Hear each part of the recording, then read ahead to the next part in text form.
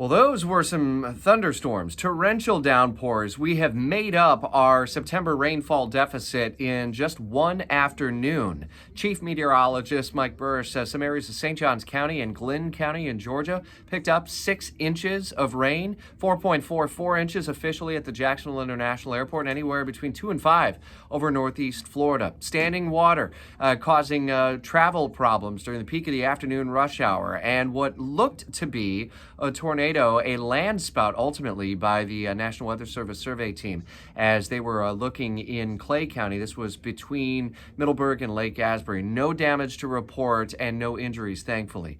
But we were telling you for multiple days we'd be in a wetter weather pattern, and oh how. Come this afternoon, we're tracking more heavy thunderstorms. Flood watch in effect for today for our coastal communities up and down the coast in northeast Florida and southeast Georgia as well.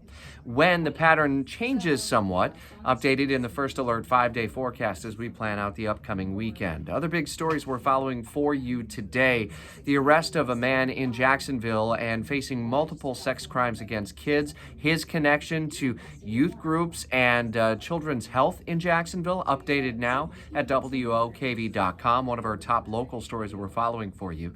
In Simi Valley, California, the stage is set at the Reagan Presidential Library. 7 GOP candidates fighting for attention and fighting to break through and perhaps begin to take out one of former President Trump's legs, but it's proven to be very difficult given what the polling is showing. We'll have live coverage of the second GOP debate on WOKV.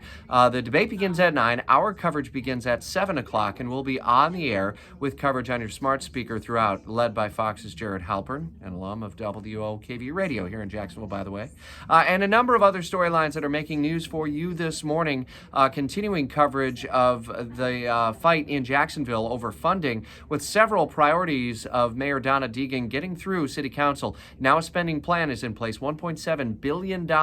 No change in the tax rate, though ultimately more money coming into Jacksonville coffers as a result of property values going up. These and other stories updated throughout Jacksonville's Morning News, live until 10.